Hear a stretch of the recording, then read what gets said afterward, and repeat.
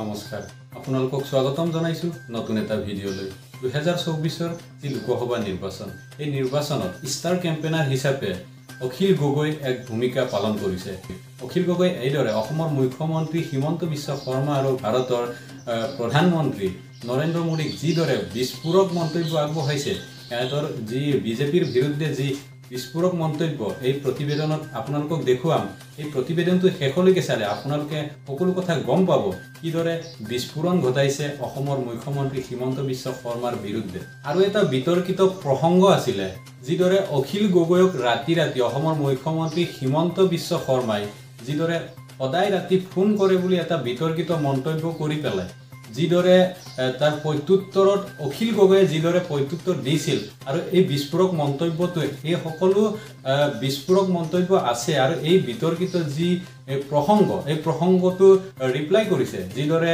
অখিল গগৈয়ে এটা হিমন্ত বিশ্বৰ বিৰুদ্ধে অসমৰ বিজেপি তথা ভাৰতবৰ্ষৰ বিজেপিৰ বিৰুদ্ধে যিদৰে মন্তব্য কৰিছে বিস্ফোৰণ ঘটাইছে বুলি ক'ব লাগিব যিদৰে বিস্ফোৰক মন্তব্য কৰিছে সেই সকলোখিনি আছে এই প্ৰতিবেদনটো শেষলৈকে চালে সকলো কথা গম পাব যিদৰে ষ্টাৰ কেম্পেইনাৰ হিচাপে বিৰোধী দলৰ যিবিলাক বিস্ফোৰক মন্তব্য আগবঢ়াইছে এইবিলাক সকলো দেখুৱাম আপোনালোকক এই ভিডিঅ'টো শেষলৈকে চালে সকলো কথা গম পাব যিদৰে অসমৰ মুখ্যমন্ত্ৰী ভাৰতৰ প্ৰধানমন্ত্ৰী আৰু বিজেপিৰ বিৰুদ্ধে যিদৰে বিস্ফোৰক মন্তব্য আগবঢ়াইছে আৰু যিদৰে যি ষ্টাৰ কেম্পেইনাৰ হিচাপে যি নিজৰ পাৰদৰ্শিতা দেখুৱাইছে সেই সকলোবিলাক চাওঁ আহক এই ভিডিঅ'ৰ মাজেদি স্বাগতম জনাইছো আৰু প্ৰথমতে ধন্যবাদ জনাইছো যে আপুনি আমাৰ আমন্ত্ৰণ ৰক্ষা কৰি ষ্টুডিঅ'ৰ অতিথি হোৱাৰ কাৰণে কেনেকুৱা লাগিল নিৰ্বাচনটো এবাৰ মোৰ জীৱনৰ প্ৰথম নিৰ্বাচন প্ৰথম ইলেকশ্যনত ঘূৰিছোঁ আৰু কেইবাৰ নিৰ্বাচনত সাধাৰণতে বাহিৰৰ বেলেগৰহে নিৰ্বাচন চাই আছিলোঁ নিৰ্বাচনত কেতিয়াও ঘূৰি পোৱাই নাছিলোঁ এবাৰ ঘূৰি প্ৰথমবাৰৰ কাৰণে মানুহৰ সেই সময়ৰ যিটো চাইক'লজি মানুহৰ মনস্তাত্ত্বিক অৱস্থাটো বুজ ল'বলৈ চেষ্টা কৰিছিলোঁ আৰু সেই অৱস্থাটোক কেনেকৈ ধৰণে মানে মানে কথাখিনি কৈ নিজৰ কথাখিনি মানুহৰ মাজলৈ লৈ যাব পাৰি সেইটো খুব এক্সপেৰিমেণ্টেল প্ৰথমবাৰৰ কাৰণে জীৱনত এক্সপেৰিমেণ্ট কৰি চাইছিলোঁ তাৰমানে আপুনি ৰাজনীতিক অখিল গগৈ হোৱাৰ পিছত কাৰণ আপুনিতো জেলত থাকিয়ে নিৰ্বাচন জিকিলে গতিকে আপুনি তেনেকৈ জড়িত হ'ব নোৱাৰিলে গতিকে আপুনি বিধায়ক হোৱাৰ পিছত এইবাৰ প্ৰথম এইটো আপোনাৰ প্ৰথম নিৰ্বাচন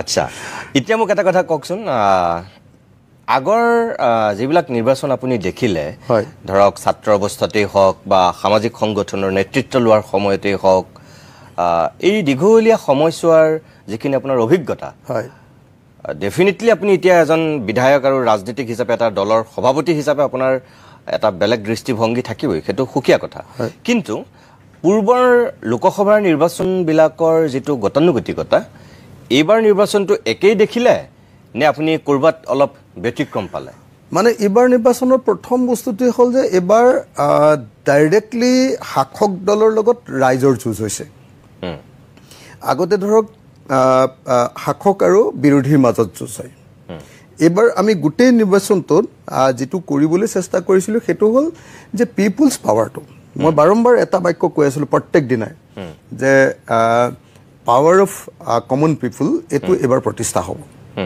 তো সেইকাৰণে এইবাৰৰ প্ৰথম মই ভাবোঁ আটাইতকৈ ডাঙৰ বৈশিষ্ট্যটো হ'ল যে আমি এই নিৰ্বাচনটোক শাসক দল ভাৰ্চেছ ৰাইজ শাসক দল ভাৰ্চেছ ভোটাৰ তাত পৰিণত কৰিবলৈ চেষ্টা কৰিছিলোঁ কাৰণ আমাৰ বহুত লেকুনা আছিলে এইবাৰ আমাৰ বিৰোধী পক্ষৰ আমাৰ হাতত পইচা নাই আমাৰ হাতত সময় নাই আমাৰ হাতত যথেষ্ট পৰিমাণে যিবিলাক লজিকেল বাকী ছাপোৰ্ট লাগে সেই ছাপোৰ্টবিলাক নাই তাৰ বিপৰীতে বিজেপিয়ে সাংঘাতিক ধৰণৰ মানে লজিকেল ছাপোৰ্ট সাংঘাতিক ধৰণৰ টকা যেনেকৈ ধৰক যোৰহাট লোকসভা সমষ্টিটোত বিজেপিয়ে চাগে মোৰ এনেকুৱা লাগিছে যে 100 কোটিমান টকা খৰচ কৰিছে তাতে আমি কিমান 1 পৰা 1.5 কোটি টকাৰ ভিতৰত আমাৰ চাগে ইলেকশ্যন চাগে দেই তো ইলেকশ্যনটো হৈছে গতিকে এই যিটো নিৰ্বাচন সেইকাৰণে আমি গোটেই নিৰ্বাচনটোক চিফ্ট কৰিব খুজিছিলোঁ যে শাসক দল আৰু ৰাইজৰ মাজত নিৰ্বাচনত পৰিণত কৰা আৰু বোধহয় আমি সেইটো ক্ষেত্ৰত যথেষ্ট পৰিমাণে সফল হৈছিলোঁ বুলি ভাবোঁ 2 নম্বৰ বস্তুটো আছিলে যে এইবাৰ নিৰ্বাচনত আপোনালোকে নিশ্চয় দেখিছিলে যে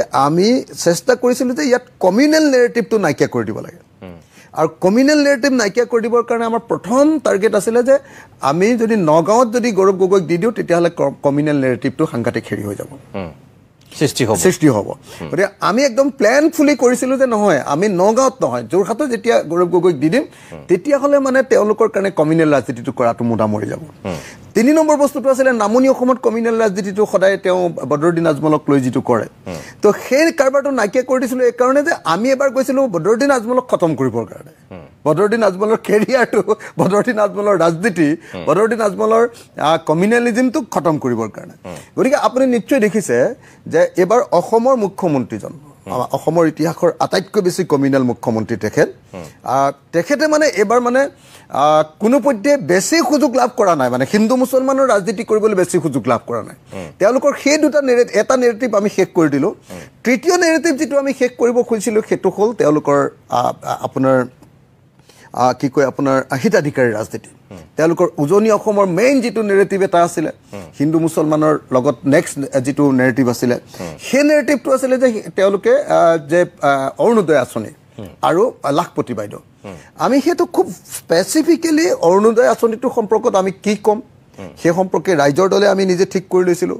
সেইটো অন্যান্য বিৰোধী দলৰ লগত সেই সম্পৰ্কে কথা পাতিছিলোঁ আৰু সেইটো কেনেকৈ বুমেৰাং কৰিব পাৰি তাৰ কাৰণে এটা ষ্ট্ৰেটেজি তৈয়াৰ কৰি লৈছিলোঁ।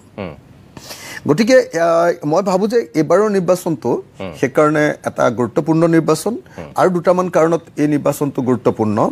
আগতে আপোনালোকে নিশ্চয় দেখিছিলে যে আগতে বিজেপি বুলি ক'লে একদম মানে আমাৰ নতুন জেনেৰেশ্যন যিটো, আমাৰ যিটো নিউ জেনেৰেশ্যন, আমাৰ যিটো ডেকা শক্তি, সেই ডেকা শক্তিটোৱে বিজেপিৰ পক্ষত গুচি যায়। এইবাৰ আপুনি নিশ্চয় দেখিলে যে এইবাৰ ডেকা শক্তিটোৱে সম্পূৰ্ণৰূপে মানে একেবাৰে কনচিয়াছ ভোটাৰ ৰূপে একদম সাংঘাতিক ধৰণে এটা মানে কি ক'ব সচেতন ভোটাৰ ৰূপে তেওঁলোকে অৱস্থান লৈছে। আৰু এইবাৰ মধ্যশ্ৰেণীৰ যিটো ভূমিকা, মধ্যশ্ৰেণী মানে মই কৈছোঁ চিভিল ছ'চাইটি, মধ্যশ্ৰেণী মানে শিক্ষিত সমাজ, মধ্যশ্ৰেণী মানে আপোনাৰ চৰকাৰী কৰ্মচাৰী, মধ্যশ্ৰেণী মানে প্ৰফেশ্যনেলছ, এই যিবিলাক আছিলে আমাৰ মধ্যশ্ৰেণী, সেই মধ্যশ্ৰেণীৰ ভূমিকাটো এইবাৰ বিজেপি বিৰোধী হৈ গৈছিলে। তো গতিকে এই গোটেইকেইটাক লৈ আমি দেখিছিলোঁ যে বিজেপি চৰকাৰে দুটা বস্তুক লৈ সাধাৰণতে যিটো খেলে, 1 নম্বৰ কমিউনেলিজিম, সেইটো খেলিবলৈ চান্স পোৱা নাই, যি কাৰণত এতিয়া হিমন্ত বিশ্ব শৰ্মাই গৈ উৰিষ্যাত গৈ মানে কমিউনেলিজিম কৰিবলগীয়া বেছিকৈ হৈছে। এতিয়া উৰিষ্যাত গৈ কৈছে যে বিজেপিক 400 চিট এইকাৰণে লাগে যে পুৰণি যিবিলাক মন্দিৰ আছিলে, যিবিলাকত এতিয়া মছজিদ বনালে, সেইবিলাক ভাঙি মন্দিৰ বনাবৰ কাৰণে তেওঁক 400 চিট লাগে। এই এনেকুৱা ধৰণৰ যিবিলাক কমিউনেল কথা, অসমৰ ইতিহাসত ইমান কমিউনেল মানুহটো কেতিয়াও জন্ম হোৱা নাছিলে। তো মুখ্যমন্ত্ৰী হিমন্ত বিশ্ব শৰ্মাই হ'ল অসমৰ ইতিহাসৰ আটাইতকৈ ডাঙৰ কমিউনেল মানুহ। গতিকে তেখেতৰ এই কথাবিলাক আমি ইয়াত ক'বলৈ এবাৰ সুযোগটো কম দিলোঁ। দ্বিতীয়তে তেওঁলোকৰ যিটো মেইন বস্তু যে অৰুণোদয়টোক আমি খুব ভালকৈ ডিল কৰিছোঁ এবাৰ। আপোনাৰ হেৰি কি কয় আপোনাৰ লাখপতি বাইদেউটোক খুব আমি ভালকৈ ডিল কৰিছোঁ। মাইক্ৰ' ফাইনেন্সৰ ঋণটোক লৈ তেওঁলোকে খেলে, সেইটোক লৈ আমি ভালকৈ ডিল কৰিছোঁ, যিটোক লৈ তেওঁলোকে পলিটিক্স কৰিব পৰা নাই। সেইকাৰণে মই ভাবোঁ যে এইবাৰৰ নিৰ্বাচনটো কেইবাটাও কথা, এটা হ'ল যে মুখ্যমন্ত্ৰী হিমন্ত বিশ্ব শৰ্মাৰ দপদপনি সাধাৰণতে নিৰ্বাচনত দেখা যায়, এইটো আমি কমালোঁ। এইবাৰত আমি সৰ্বানন্দ সোণোৱালক মোটামুটি ৰাজনৈতিকভাৱে তেওঁ একেবাৰে চেচুৱেটেড হৈ গ'ল, তেওঁ মোটামুটি খতম। 3 নম্বৰ আটাইতকৈ ইম্পৰ্টেণ্ট কথাটো হ'ল অসমৰ ইতিহাসৰ আন এজন কমিউনেল মানুহ আপোনাৰ বদৰুদ্দিন আজমল, তেওঁক এবাৰ ৰাজনৈতিকভাৱে বধ কৰি পেলোৱা হ'ব। মই আপুনি যিধৰণে কৈছে আপোনাৰ কথাখিনিৰ এটা যুক্তি আছে বা আপুনি আপোনাৰ এটা নিজস্ব দৃষ্টিভংগীৰে কৈছে। এতিয়া কথা হ'ল এই কথাখিনিৰ ভোটলৈ ৰূপান্তৰ হৈছে নে নাই? আপুনি যে ক'লে লাখপতি বাইদেউ, অৰুণোদয় বা এই কমিউনেল কথাটোৰ কথা ক'লে, মই একমত আপোনাৰ লগত। যদি গৌৰৱ গগৈ যদি নগাঁৱৰ কেণ্ডিডেট হ'লহেঁতেন, ভাৰতৰ ভাল প্ৰধানমন্ত্ৰী হ'ব। ঠিক আছে, কাৰণ মই বহুতবাৰ তেওঁক লগ পালোঁ যে, লগ পাই তেওঁ খুব মেচিয়ৰ্ড কথা বাৰ্তা কয় আজিকালি। ঠিক আছে, মোৰ সময় শেষ হৈছে। আপোনাক ধন্যবাদ জনালোঁ, এইখিনি আপুনি মোক সময় দিলে, আমন্ত্ৰণ ৰক্ষা কৰিলে, আৰু আপুনি ভবাৰ ধৰণে যদি সঁচাকৈ ৰিজাল্ট পায় তেতিয়াহ'লে তাৰ বহুখিনি কৃতিত্ব আপুনিও পাব। আগতীয়াকৈ শুভেচ্ছা জনাই থৈছোঁ। ধন্যবাদ। কিন্তু নিৰ্বাচনৰ ফলাফল ওলোৱাৰ পিছত আমি আকৌ বহিম, কিমানখিনি আপোনাৰ অনুমান সঁচা হ'ল বা ৰাইজৰ মৰম যেনেকৈ পাইছিলে তেনেকৈ ভোটলৈ আপোনালোকে সেইখিনি নিব পাৰিছিলে নে নাই। মানে এটা বস্তু খাটাং যে যদি আমি একেবাৰে জিকিব নোৱাৰোঁ, এনেকুৱা নহয় যে আমি গোটেই যিমান চিটৰ কথা কৈছোঁ সিমান নাপালোঁ, তথাপিও এটা কথা খাটাং, এইবাৰ সাংঘাতিক ধৰণে ৰাইজে মৰম দিছে। ভোটাৰ পাৰ্চেণ্টেজটো বৃদ্ধি হ'ব, ভোটৰ পাৰ্চেণ্টেজো বৃদ্ধি হ'ব।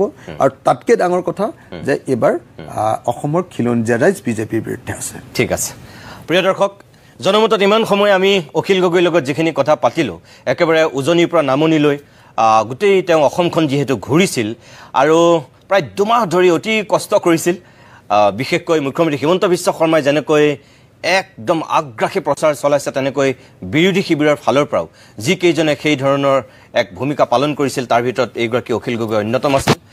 তেখেতে কৈছে যে বিৰোধী শিবিৰে এইবাৰ ভাল ফলাফল কৰিব, গৌৰৱ গগৈ জিকিবই 100% তেওঁ নিশ্চিত হৈ আছে, লুৰিণজ্যোতি গগৈও জিকিব বুলি কৈছে, বদৰুদ্দিন আজমল, ৰকিবুল হুছেইন এইবাৰ তাৰ হিৰো হ'ব, বদৰুদ্দিন আজমল তাত হাৰিব, প্ৰদ্যুৎ বৰদলৈ জিকিব, নগাঁৱতো কৰিমগঞ্জত হাফিজ ৰছিদ আহমদ চৌধুৰী ডাঙৰীয়া জিকিব, আৰু গুৱাহাটীতো মীৰা বৰঠাকুৰৰ তেখেতে সম্ভাৱনা দেখিছে।